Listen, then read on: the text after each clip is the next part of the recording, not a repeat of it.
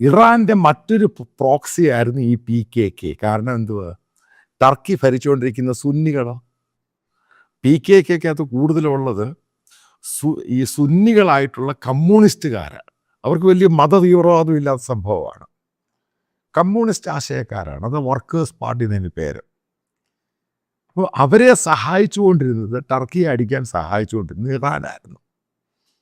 Israel കയറി ഇറാൻ്റെ അടപ്പങ്ങ് തീർത്ത് കഴിഞ്ഞപ്പോൾ ഇറാനിയൻ ഗവൺമെൻറ് ഇവരോട് പറഞ്ഞു, ഞങ്ങൾക്കിനി നിങ്ങൾക്ക് വെപ്പൺസ് തരാൻ പറ്റില്ല, ഞങ്ങളുടെ കയ്യിൽ വെപ്പണില്ല, ഞങ്ങൾ കാലിയായി, പണവും തരാനില്ല, അതും ഞങ്ങൾ കാലിയായി.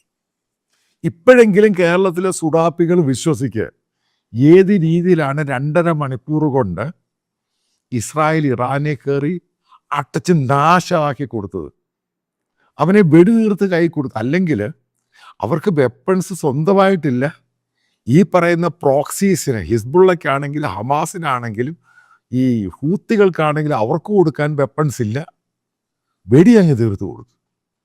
അതുകൊണ്ടാണ് PKK പെട്ടെന്ന് സറണ്ടർ ചെയ്യുന്നത്. കാരണം അവരുടെ വേറെ ആരോരെ സഹായിക്കാനില്ല. വെപ്പൺസും പണവും മറ്റുള്ള കാര്യങ്ങളും, അതായത് ഈ PKKയുടെ എയർക്രാഫ്റ്റ് വരെ ഉണ്ടായിരുന്നു. ഇതെല്ലാം കൊടുത്ത് ഇറാനായിരുന്നു. ഇപ്പോൾ അതുമില്ല. ഈ ലോകം മുഴുവനും PKK എന്ന് പറഞ്ഞ ഈ ടെറർ ഓർഗനൈസേഷന് ഈ ബ്രാഞ്ചുകളുണ്ട്. ഫ്രാൻസിലുണ്ട്,